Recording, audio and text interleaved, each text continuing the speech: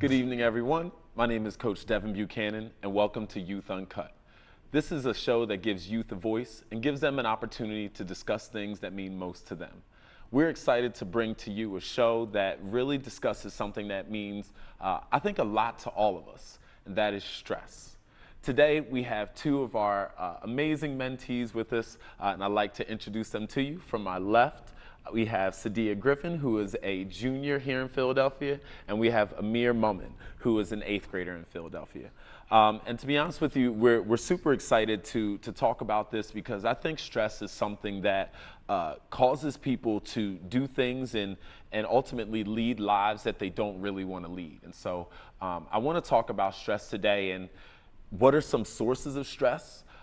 And how do we as people, from young children to teens to adults, cope with stress in our lives? And so, I want to talk to them and just really present this first question as, what are some sources of stress for young kids today? And when I say young kids, it could be anywhere from a young 8-year-old all the way up to a teenager. So which one of you wants to tackle this first? What are some sources for stress for kids, particularly maybe even your age?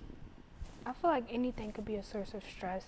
It just depends on who you are, because some people tend to overthink a lot of things. So it could be something as simple as what you're going to eat tomorrow, or like a big test that you have coming up, like finals or the Keystones or the PSSA. So it really depends on that person and their mindset. Awesome. How about you? What are some sources of stress for you, or maybe young people in general? Me, I try not to stress. Okay, stress free. Yeah, but I know that a lot of other kids, they deal with siblings and grades and a lot of other things. Okay, so I think when we think about stress, sometimes these are things that happen on a daily basis, things that, like you said, from what we might wake up and wear in the morning. Yeah. And that to me, I'm not going to lie, that causes me a lot of stress sometimes. Like, are my khakis ironed? Is my shirt washed? Those types of things, sometimes can add stress to our lives. But then also, thinking about teens these days, maybe tests that they have to take, Peer school pressure. just in general, peer pressure, exactly. So let's talk about that. Let's talk about these different sources of stress. Now, I'm an educator here in Philadelphia, and right now we're only 2 weeks away from the start of the PSSAs.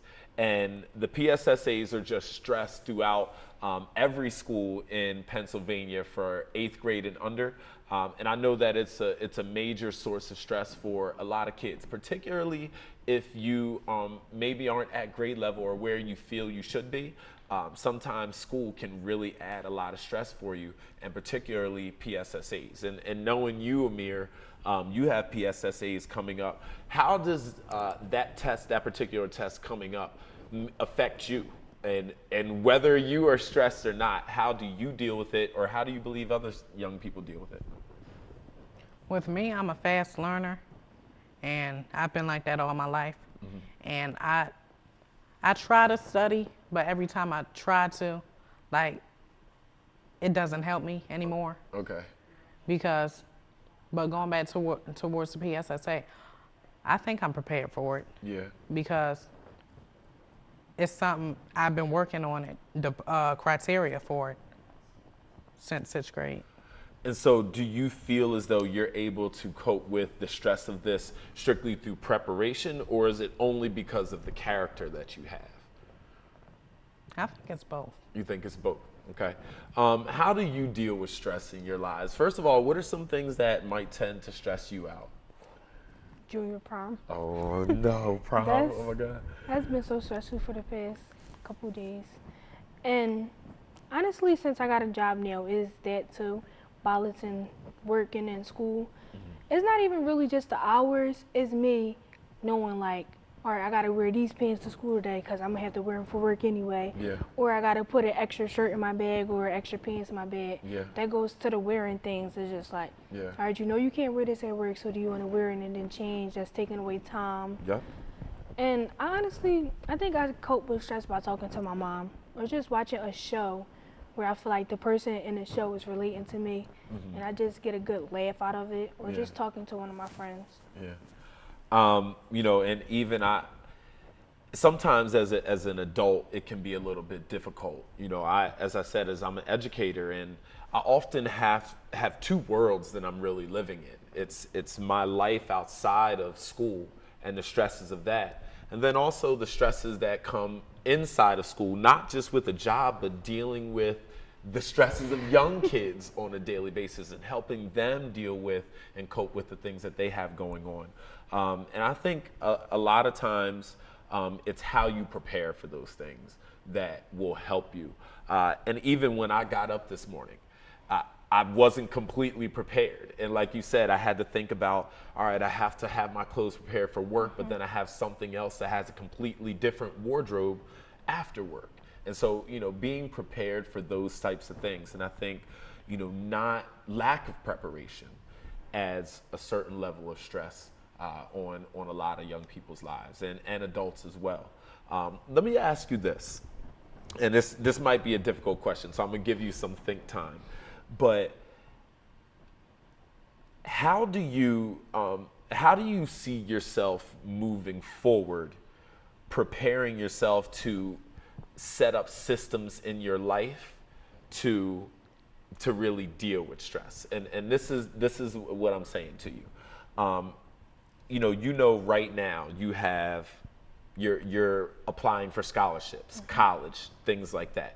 You have your daily life of school. You know, you have your dance coming up, school, you got a lot of school things coming up, summer coming up. So how do you prepare yourself to not be bombarded, to be railroaded by these things? You really got to know how to prioritize and have good time management. Yeah. You can't be a running motor. You have to give yourself time to chill and relax. I'm gonna throw you a agree sign out there. Exactly. Yep. Keep going. So, like, with the scholarship thing, that's something that I want to accomplish throughout the year. So if I got free time on my hand and it's just like, I know where I'm going, I know what I need to do, I'm gonna take a nap or try to chill rather than apply for a scholarship where I gotta write 500 words. Cause that's just me working myself up more, knowing that I'm gonna have to work myself up later. Yeah. And the worst thing that you can do is drain yourself mentally and physically. So you just gotta have time to like calm down and rest. Yeah. I like that you said prioritize. Setting priorities is super important. How about you, Amir? I mean, you can, really talk about prioritizing, but how do you really feel like you cope with stress or will help yourself move forward and really not be bombarded by the things that you have coming your way moving forward? I'm going to be 100% honest. When I'm stressed out, I eat. Okay. That's just what I do. That helps me. Because food was one of my first loves, other than myself. And Other than himself. You're funny, man. other than myself. And I love food. And what happens is when I'm stressed out, I eat and I feel better. I love it. I love it.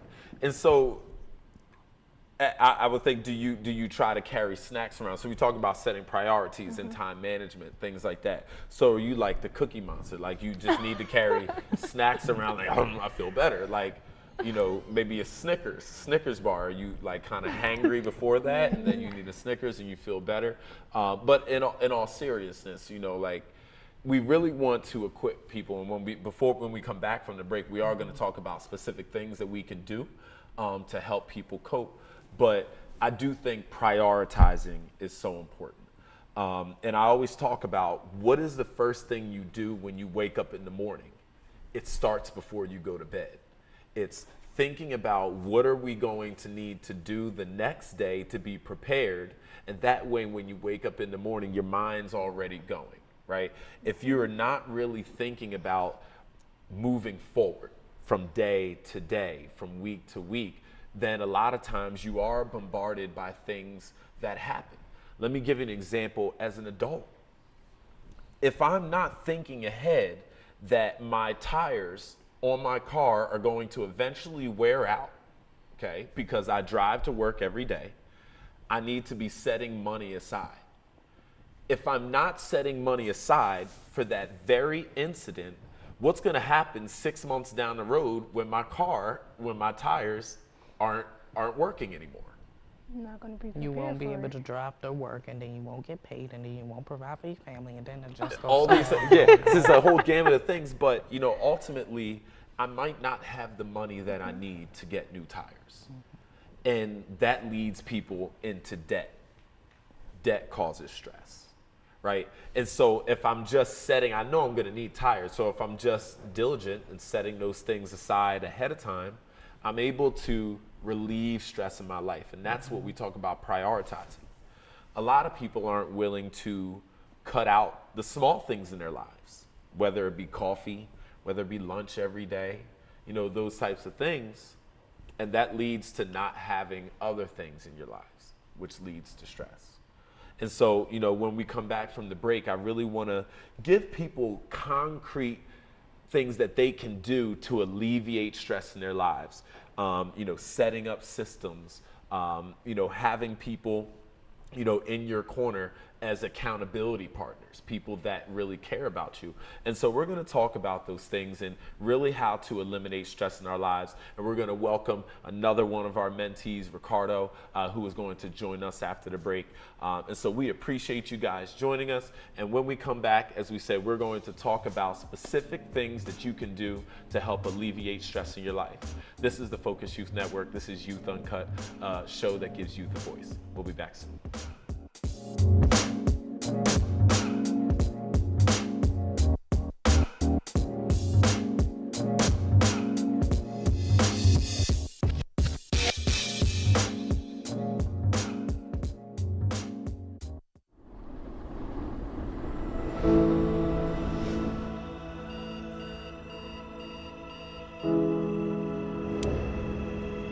Wake each morning and get lost in the adventure, knowing that you will be ready for wherever the day takes you. Learn from those willing to teach. Their wisdom and their strength will become yours. They will impart to you a tradition of education nationally recognized for its value. A tradition worthy of your best efforts. As young men and women of LaSalle, we will invest in you the guidance to blaze your own path. To go forth into the unknown with new certainty. To realize your full potential as professionals, as leaders, as citizens.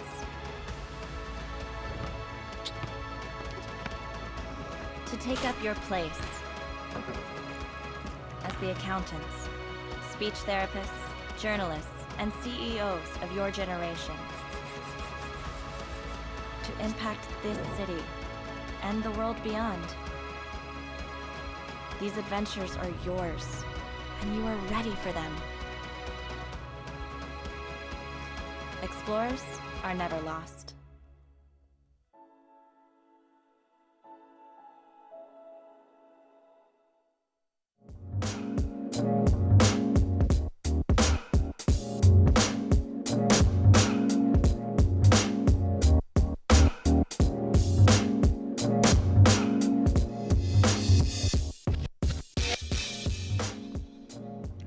Welcome back to Youth Uncut. My name is Coach Devin Buchanan, founder and executive director of the Focus Youth Network. The Focus Youth Network is a nonprofit organization that provides educational and recreational activities for youth and their families, centered around three main pillars: wellness and nutrition education, character development, and post-secondary success. We would like to personally invite you and your teen to our first annual Focus Youth Summit happening at Temple University on Saturday, May 11th from 12 to 4, and our third annual Focus Fashion Show happening at Temple University that same evening from 6 to 9 p.m. All teens are invited, and this will be a great opportunity to equip our young people with the skills they need to really become game changers in their community. Today, we're talking about stress and how to really cope with stress and the things that really cause stress in our lives, from young kids all the way to adults. And I'm excited to have three of our mentees here with us today to really talk about this, and I'll introduce them from my right to my left. We have Ricardo Cook, who is a junior here in Philadelphia. We have Sadia Griffin, who is a junior, and Amir Mummin, who is an 8th grader here in Philadelphia. And again, guys, we're talking about stress, and we already identified some sources of stress, whether it be state testing, people, right? Junior prom. What stresses you out, man? Time management. Time, man. Not enough time to get the stuff done that you really want to do, right? Mm-hmm. And so what I want to do is provide our viewers, the people who've been following us, the people who've been watching, with really concrete things to help them deal with stress. Because I think all of us have things that cause stress in our lives, but we don't always know how to deal with it when we're engrossed in it every single day. And so the first thing I want to do is really think about our young people and some of the things that they're going through right now. You know, I think of our city right now, and you talked about a lot of our young people are losing friends, family members to gun violence. And so how do we help young people cope with these things? Build relationships with them and let them know that they're not the only one going through something like that. Depending on the relationship, you can't really say that you understand fully, but you get the idea of it. Mm-hmm. So once you build a bond and you build a steady relationship where you feel like you can talk to someone about it, I feel like that's easier to go through than by yourself. So I think relationships are definitely key. You know, I think a solid relationship is important, especially when you're young, right? When you're young, you're so impressionable. And when you think about like your parents and how impressionable they are early in your life, but then as you become a teen, you start to move further and further towards your peers, right? And you start to think more and more about how do you fit in. And when all these things are going on in your life, it's really important to rely on your relationships, as you said. What is another way that that we can provide, you know, people with a way to cope with stress? Just blow off some steam. Relax yourself. Okay. Now, how would you say that people can do that? Whether they're young, whether they're teens, older adults, like what are some ways that they can blow off steam? Do whatever you want to do. Like me, I enjoy eating, so that's what I do. Okay. Some other people enjoy playing video games, yoga, it's whatever. Okay. So incorporating some sort of recreational activity in your life, right? You know, I think that's interesting. And let's really think about this and how many urban school districts have taken away completely or removed recess and gym, right? And so I think it's important for us to think about where are the opportunities for young people to even deal with stress or to engage in those recreational activities that are times where they're less stressed out. You're right. Like, we don't even have recess or things like that anymore. And so, you know, as an educator, I see teens very stressed out. What's your school environment like? What's your school environment like? And not necessarily, you don't have to tell us exactly what school you're at, but where do you see the stresses coming out in school? I think the stresses come from the people, because specifically our school, since we go to the same, our school doesn't let people have their own business, and their business goes to other people's business, and they collide. So you can't be your own person or like be by yourself, because someone always knows something about you or knows what you're doing. And I feel like if everybody just, not necessarily mind their business, but like stay to themselves, Yeah. or like let people have their own lives, we'd be like more generous to each other. Because everybody has their own clique, like their own circle. Like my year class has like 10 circles. Yeah. With like 170 people. Yeah. Where nobody really, there's certain people who connect with certain people in the same circle, but they don't all they can't all come together. Yeah. And so how does that create stress in your school? Because it's just negativity. Okay, it's the negativity amongst the cliques or the different people. There's certain people who have negativity and like using that negativity for their own personal gain. And then there's people who don't feel like it's wrong to have the negativity happen, and sometimes feel like it's fun for them too to join and boost that negativity. Yeah. And then there's people who are positive. Yeah. There's people who are positive but don't say it.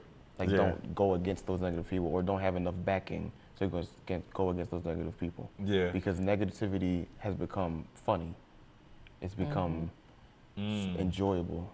So I think, though, we have to be careful with describing it as funny, because someone laughing, a child laughing at a negative situation, might not mean that that child thinks it's funny.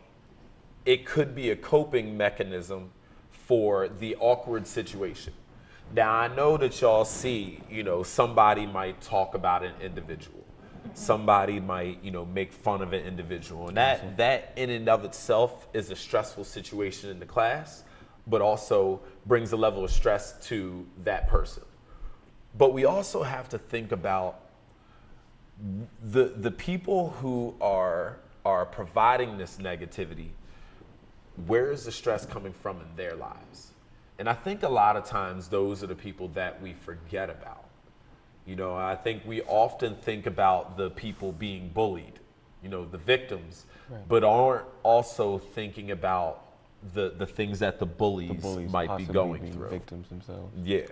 And so, I think it's important, for me as an educator and many educators, and I would really encourage you guys in your own school community to encourage your teachers to be open, right?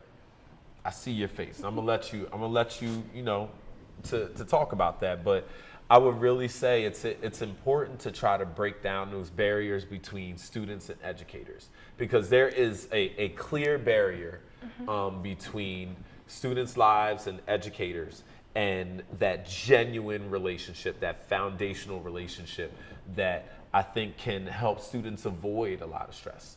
I want to speak on that because you had a little something there. Yeah, because honestly, my 10th grade year was like the worst year. I've told you this before, where it was so many deaths in my family, where I was barely in school, and when I was in school, I wasn't there. And I reached out to my teachers, I reached out to my principal, and I didn't get the feedback that I needed. Yeah. So when only one teacher acted on it last year, which was my chemistry teacher, and he didn't really act on it. He sent me to the counselor. So that was one thing. And then when I was telling my principal, I'm like, I need them to give me more time to do tests. My grades are slipping because I'm not getting enough time. They're not working with me. He's like, oh, your grades are fine. And it's like, it's not, but okay. This year I have one teacher who actually cares, I say. Only because he reaches out, he makes sure like, oh, don't worry about it. You can do this later. You can have it extended. Just let me know what's going on. And then you have teachers who honestly just ignore you. Like, I have a teacher, if I'm having troubles in class, he would ignore me and focus on the problems in the class. So while I'm constantly trying to get his attention for help, and he's not helping me because he's worried about the problem, and I don't do the work because I don't understand it, he'll just give me a 0, like. So he let the negativity and the behavior of the students basically affect his class and his teaching, rather than trying to help the ones who actually want to learn. I see that often happen. I see that happen a lot. And that's an ego thing, right? Like, the classroom, you have so many people battling with like control.